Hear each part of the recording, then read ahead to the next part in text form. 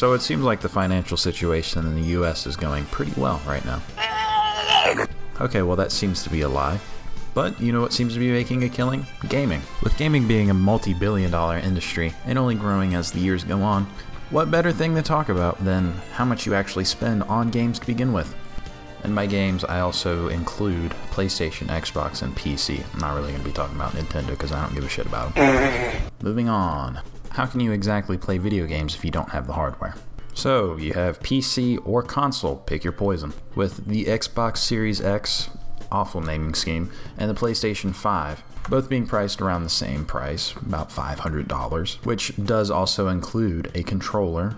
You could also get a $30 headset, so that'd bring the price up to about $530. Now, if you choose to upgrade to a better headset, which I would recommend, you could end up spending upwards to maybe $60 and up to have a quality headset. Now you have the subscriptions, which are about $10 a month, which would total up to about $120 per year. Now, if you did the 12-month plan, for Xbox that would be $60, and for PlayStation that'd be about $79. Each of them you do get free games, so that saves you some money in the long run. So now the new total is about $590-ish for Xbox and $610 for PlayStation. So now you have PC. The case will run you about $60 and up. Motherboard 130, GPU 320. CPU with a fan 135, RAM 105, power supply 80, and storage about 90. And of course Windows, which is about 120. Now this would be more or less on the, I would say, entry level, but definitely for someone that has played video games for a long time but is trying to get into PC gaming, but would also want to enjoy the gaming experience, with a grand total of about $1,100. But you can't forget about the peripherals. So a pretty good monitor would cost you about maybe $280-ish. And now you have all this stuff, you also need a desk and a chair. A chair could run you about $100, while a desk can be a little bit more pricey, around maybe $300 to $200. So now that you have that all set up, buy games. But yeah, what's the point of having all that stuff if you have no games to play? With the average prices being now about $60 to $80, retarded, you might get lucky, get a Steam sale or a PlayStation or Xbox sale. Who knows, depending on the time of the year, which is pretty standard. We got one coming up. Christmas sales on Steam are pretty good. I don't know about PlayStation anymore, haven't played in years. So I'd say on average you're gonna buy maybe about 3 games a year. So average price $60 times 3. 60 times 3, 120. Just so you know, I had to add that up because I can't do math. But if you don't enjoy the game, you can always trade it in if you have a physical copy. Highly doubt you will because everything's digital now. Sucks balls, but it is what it is. Now, on to microtransactions. Who doesn't love them? I sure don't. Now, what determines how much you spend on these games is whether or not you paid or it's free.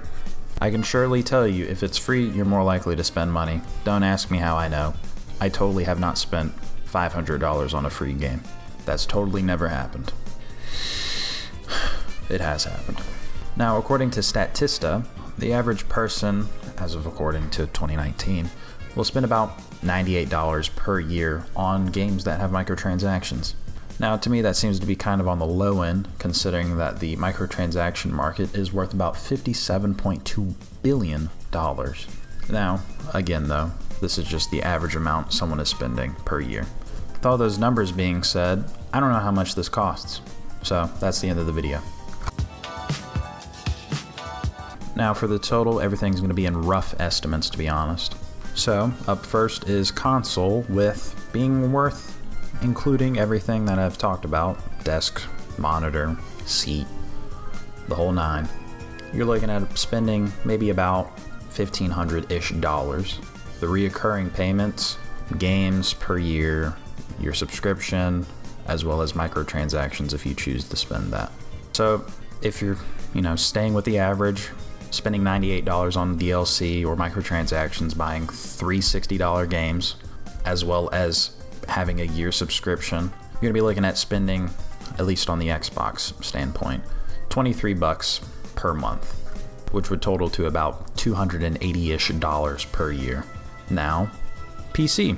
So the parts that I chose for the PC were kind of in the middle. So with PC, you're looking to be spending at about $2,000. I forgot to add in the mouse and keyboard, but that's also included. $50 keyboard and a $50 mouse. Now with the PC parts, you'd probably be looking at upgrading every 3 years or so. You really don't need to upgrade yearly. It's not, like, it's pointless. Even then, you could still probably push to 4 or 5, which would kind of save you some money depending on your circumstance. But certain parts don't need to be upgraded as frequently as others. Your CPU you could probably chill out with, GPU maybe, depends. But still, you'd probably spend around maybe a couple $100 per year.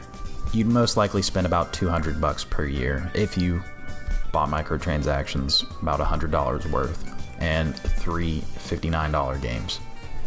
Not bad, but once you get to the years of upgrading, you will most likely spend well over $300. So I would say the good amount to have if you are looking to even continue gaming, or if you haven't even started. $2,500 and you're good to go. Whether that be for PC or console, you'll be pretty good.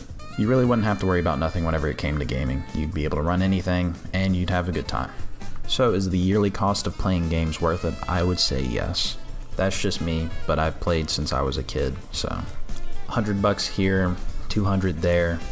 It does add up, but I don't think that it would necessarily be an issue if you aren't a spendaholic. Unless you're looking at spending $5,000 on a gacha game, you're good. I don't think it'd be an issue. But once you start, you'll never stop, so hey, what do you know? So, thanks for watching. Please like, comment, subscribe. I make videos on current cultural topics as well as anything related to gaming. So far, I'm sticking with gaming. Eventually, I'll move into cultural topics with a little bit of gaming in it.